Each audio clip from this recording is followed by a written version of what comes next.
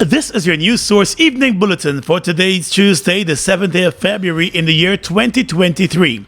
I'm Gordon Mosley reporting, and here's what we're tracking tonight. By a majority vote, the Guyana Elections Commission today approved a plan for the local government elections, setting a 22nd of May 2023 date for those local elections. The opposition-nominated commissioners Vincent Alexander, Charles Corbin and Desmond Trotman abstained from the vote on the grounds that a fresh list and the mechanism to curtail multiple voting should be in place first before the hosting of local elections. But in a statement, GCOM said its secretariat has been given the green light to proceed with the implementation plan. GCOM said the Secretariat will proceed with that full implementation of the relevant statutory and administrative activities to ensure the successful conduct of the elections in the 18 local authority areas countrywide. With immediate effect, the Election Secretariat will move into rollout a robust civic and voter education program and appoint electoral registrars and assistant electoral registrars. It will also extract the preliminary list of voters. GCOM explained that the activities are directly linked to the preparation of a register of voters for each of the 80 local authority areas. According to the Commission, preparation for the conduct of local government elections commenced in 2022, and in that regard, the GCOM Secretariat had already completed the training of management and polling day staff for all of the local authority areas, and the receipt of applications for and approval of symbols submitted by political parties, voluntary groups, and individuals who intend to contest in the elections. Commissioner Alexander, who together with Commissioners Trotman and Corbin abstained from the voting process, said the demarcation process, which was done to pave the way for credible voters lists, was hijacked by the governing party. The government-nominated commissioners have dismissed the accusation and have accused the opposition-nominated commissioners of attempting to further delay the local elections. More news coming up in just a moment. It's been a long time coming. Overdue, some might say, but now that it's here, it will change life forever, and it is here to stay. The future is now, transforming Guyana into the 21st century. Introducing GTT Fiber. Experience internet connectivity like never before. Speeds you deserve at prices you can afford from a name you can trust. Sign up today. GTT Fiber is here. GTT. Together, we rise faster.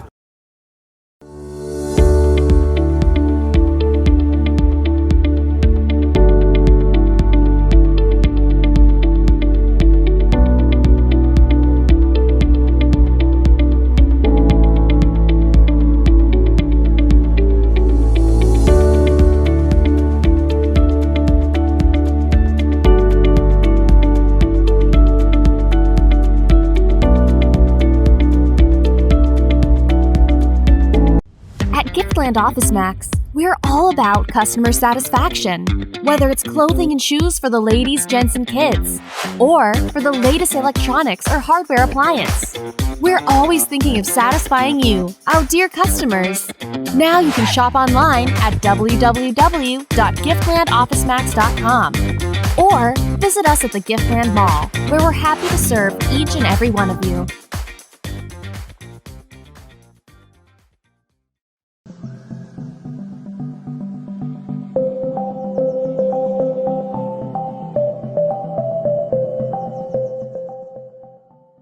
Did you know that you can check your NIS contributions online?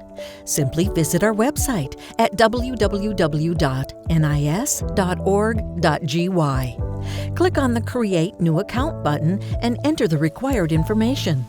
An automatic email notification will be sent to acknowledge your application. Once your information is authenticated, you will receive an email within 48 hours with instructions on how to access the site. Once logged in, you can click on the My Contributions tab on the left side of the screen to view your contributions. For further information, you can call our Records Department on 225-2798 or visit your nearest NIS office. Get in the game with Buster. Win a full gaming setup, Xbox X, gaming chair, gaming speaker and headset, or any of over 60 weekly prizes like Oculus Quest 2, Mini 2 drone, Nintendo Switch, and many more top gaming prizes. Check below for details.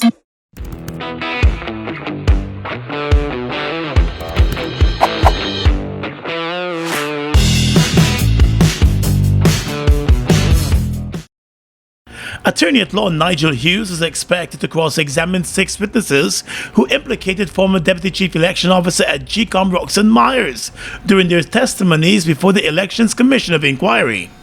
The chairman of the Guyana Elections Commission, Justice Claudette Singh, Elections Commissioner Says Kunraj, GCOM's IT Manager Anil Giddings, Assistant Commissioner of Police Edgar Thomas, Assistant Registration Officer Alexandra Sophia Bowman, and American Chamber of Commerce and Industry Representative Rosalina Rasul are the 6 witnesses to be cross-examined by Mr. Hughes on Wednesday. The attorney told the commission today that while his client wishes to invoke her constitutional right to remain silent, he intends to cross-examine the 6 witnesses. Chairman of the Elections Commission of Inquiry, retired Justice of Appeal from Trinidad, Stanley John, in consultation with the other commissioners, agreed to have those witnesses reappear tomorrow for cross-examination from 10 o'clock in the morning. Assistant Commissioner Thomas, who was divisional commander at the time, told the commission that Ms. Myers was among officials who breached standard operating procedures when pandemonium broke out at the Ashman's building on the 5th of March. During his testimony, he claimed that once the results of votes cast in Region 4 were presumed to have been declared by Region 4 Returning Officer Clement Mingo, the Deputy Chief Election Officer instructed the police to clear the Regional Command Center at the Ashman's building, including the 3 elections commissioners. Rasul, who served as a local observer for AmCham during the course of the last elections, laid similar claims. During her appearance before the commission last November, Ms. Rasul contended that party agents and local international observers were evicted from the command center on the 5th of March by the then Deputy Chief Election Officer. In a video clip presented, the then CEO was heard asking persons within the command center to leave the premises. Meanwhile, when Ms. Myers took the witness box today, she told the commission that based on the charges before her and the advice of her attorney, she wished not to testify, thereby invoking her constitutional right to remain silent. Ms. Myers is currently charged and before the court for a number of criminal offenses relating to the highly controversial elections. She has maintained her innocence of the charges laid against her.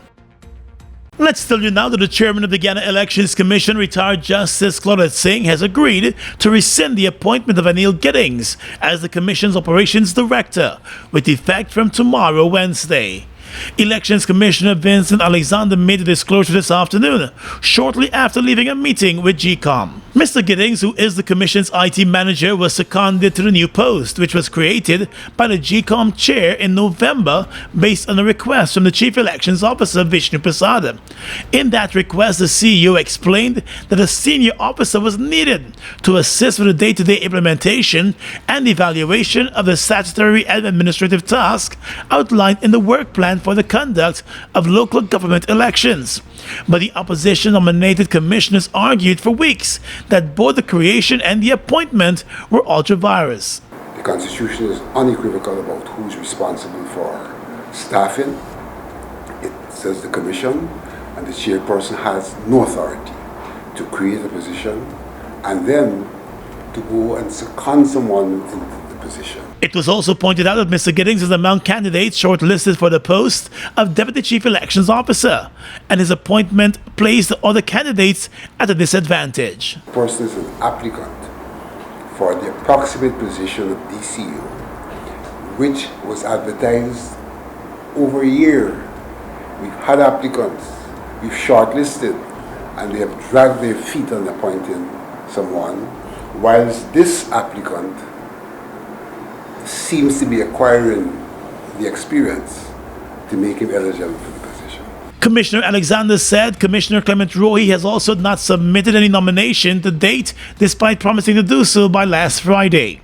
Last month, when it sought to defend the appointment of Mr. Giddings as the operations director, the Elections Commission said the issue of the hiring of a deputy chief election officer has been on the commission's agenda for some time, but has been deferred to pave the way for other pressing matters associated with the preparations for the conduct of local government elections. With GCOM now setting a date for those local elections, the commission is expected to begin steps to hire a new deputy chief election officer. A 26-year-old police constable is facing manslaughter charges over the shooting deaths of a fellow policeman and a fisherman. Police Constable Shane James recently appeared at the Myconi Magistrates Court on the 25th of January, where he was slapped with 2 manslaughter charges over the deaths of policeman Dwayne McPherson and fisherman Keishan Budberg. The Guyana Police Force only made the information known this morning after being questioned by news source. The fisherman and the police rank were shot dead on New Year's Day at Myconi, while the fisherman was being arrested by policeman McPherson over an assault complaint. According to reports, during the arrest, the fisherman attempted to resist and got into a scuffle with McPherson. It is alleged that during that scuffle between the two men, Police Constable Shane James whipped out his service weapon and opened fire, hitting both the assault suspect and his fellow police officer.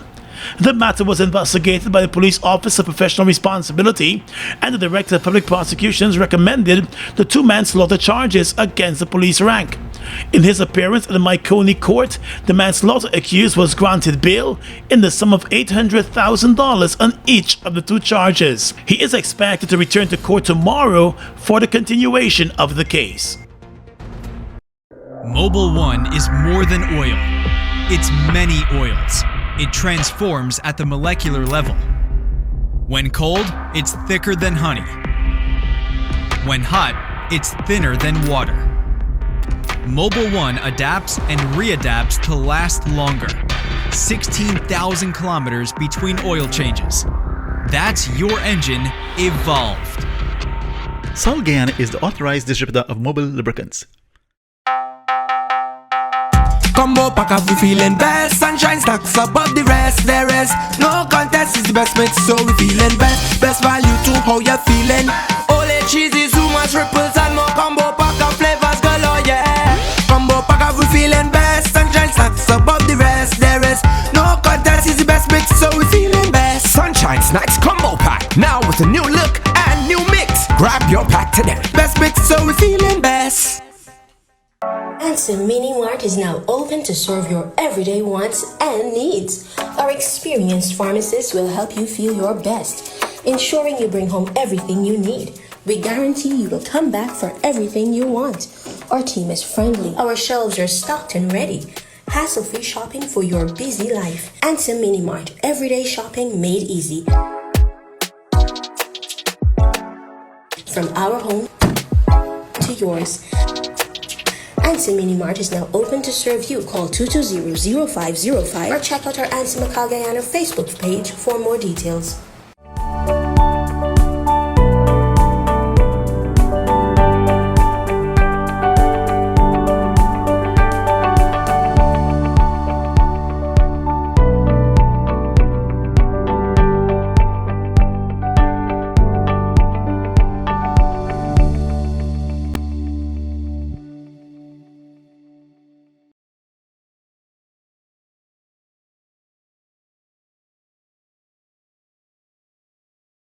The Labor Department is investigating another workplace accident that occurred today in the city.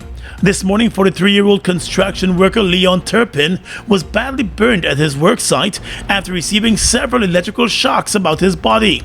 Reports suggest that the man was moving a metal pole when it came into contact with a live wire at the high-rise building on the construction on Regent Street. A report from the Guyana Power and Light Company said the incident resulted in damage to the electrical system in the area, resulting in a number of communities across the city facing a power outage for several hours. The injured construction worker was taken to the Georgetown Hospital, where he was treated for several burns to parts of his body, especially his arms and upper body. There have been a number of work-related accidents in the past year. Though the Labor Department reported that workplace deaths have been on the decline, it still expressed worry about the number of incidents. The opposition APNU-AFC has turned to the National Assembly for answers on the construction of ExxonMobil's in-country headquarters at Ogle on the east coast of Demerara.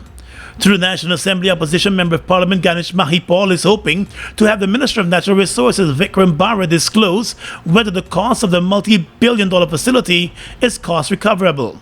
If it is, he then wants the Natural Resources Minister to inform the House what is the total cost for the office campus and what real-time monitoring mechanisms are in place to ensure costing is not overpriced. MP Mahipal submitted the question to the Parliament office on Monday. In a statement today, the APNU-AFC parliamentarian said while the construction of the mega facility is progressing rapidly, Guyanese are left in the dark about the project that he deemed to be controversial. He said the lack of information and transparency from the government is alarming, adding that the people of Guyana have a right to know the truth about the development, including the total cost of the office campus and whether it is cost recoverable or not. He reasoned that the construction of such a significant project must be managed with the highest level of accountability and transparency, noting that the Guyanese people deserve to know who is overseeing the construction and ensuring that the cost is not inflated. According to the Member of Parliament, the Air Finale administration must come clean with the Guyanese people.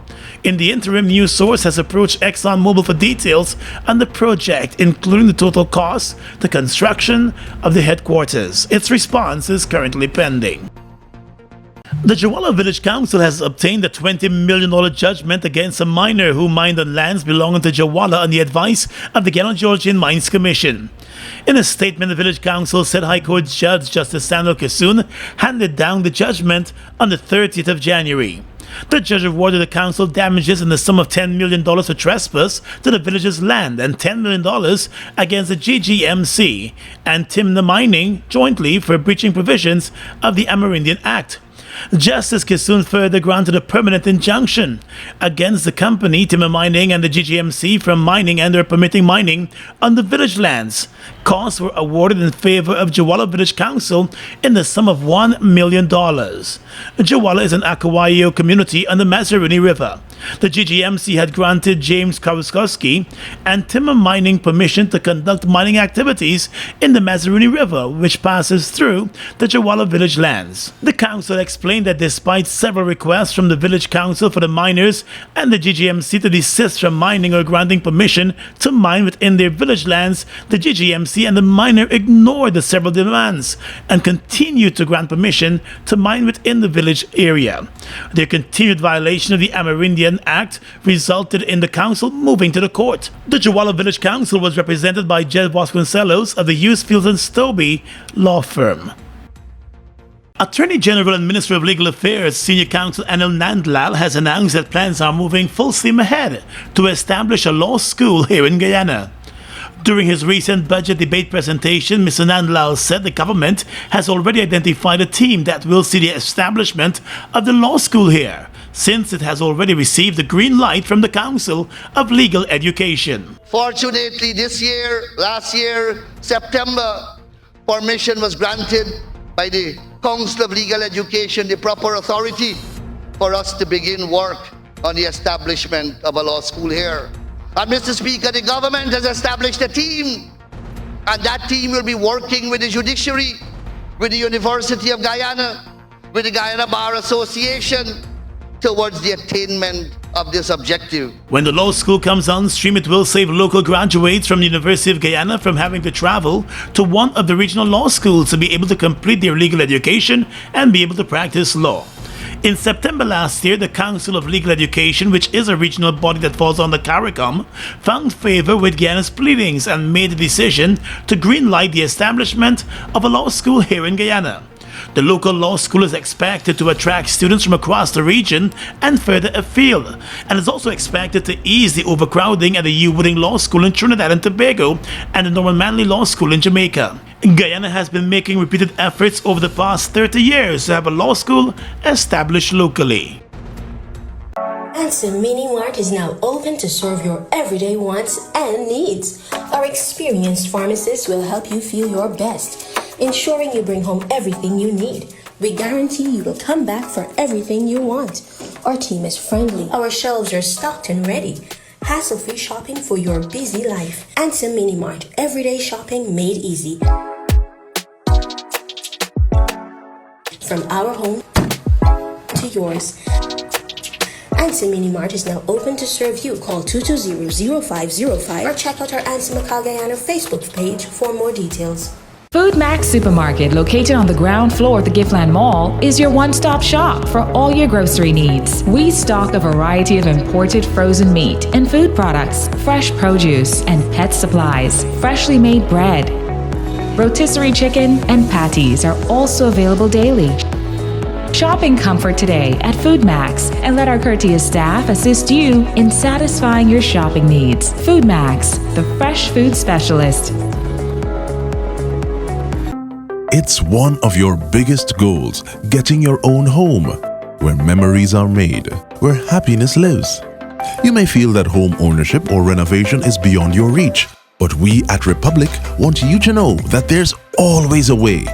Ask us about our suite of mortgages. Let's help make your housing wishes come true, or advise on how the equity in your existing home can finance other dreams and goals.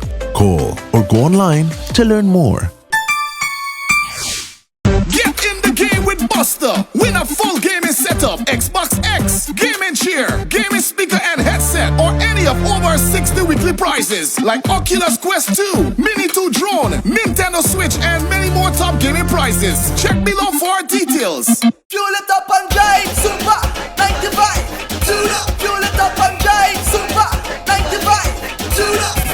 Protect your fuel system, boy. High mileage and performance, boy. Guy Oil's Super 95 gasoline gives you more reasons to drive and is available at 56 service stations nationwide. For affordable price, high performance, and high mileage, choose Guy Oil's Super 95 gasoline. Fuel it up and drive!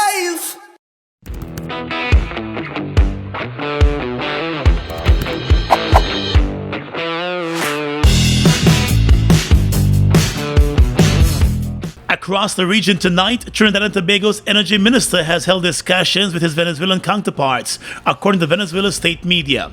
It was the first high-level visit to Venezuela from a Trinidadian official since the U.S. last month green-lighted the joint development of a key offshore gas project. Trinidad and Tobago's Prime Minister Dr. Keith Rowley last week told the parliament that his government was in touch with Venezuela following a U.S. license for the Dragon Field and that the first meetings to begin negotiations had been set up. Trinidad's Minister Stuart Young met with Venezuela's Vice President Delcy Rodriguez and Oil Minister Tariq El Assami, according to a video broadcast by the state TV in Venezuela. Details of the minister's agenda have not been revealed. Even though the 2-year license authorizes companies from Trinidad to do business with U.S.-sanctioned state oil company firm Pivasa, the terms of a set of agreements signed in 2018 by Trinidad and Venezuela must be renegotiated in order to progress on specific contracts, according to sources close to those talks. Private companies have committed to invest $4.2 billion in Northern Central America as part of an effort by U.S. Vice President Kamala Harris to reduce migration by targeting economic development, the White House has announced. The latest figures, up from $3.2 billion US announced in June of last year, stem from pledges by 47 companies and organizations, including the retailer Target and the Colombian sportswear company Colmo. Among the new announcements on Monday, Target committed to increase its spending in El Salvador, Guatemala, and Honduras by $300 million this year, while Colombia said it would purchase $200 million in products in the region, creating more than 6,900 jobs over 5 years. U.S. President Joe Biden, who is delivering his annual State of the Union address tonight, named Harris back in March to lead efforts to reduce migration at the U.S.-Mexican border. And finally tonight, international news. The U.S. Navy has released photos of a suspected Chinese surveillance balloon that was shot out of the sky on Saturday. The U.S. Fleet Forces Command posted several photos on its Facebook page showing large debris of the balloon being hauled into a boat. The posts of the sailors retrieving the debris on Sunday were part of the Navy's Specialist Explosives team. The device will now be examined to see whether it was indeed spy equipment. U.S. officials have described the balloon as being about 200 feet tall, with a payload portion comparable in size to regional airliners and weighing hundreds or potentially thousands of pounds. China has repeatedly insisted that the airship is for civilian use and entered the U.S. due to force maneuvers.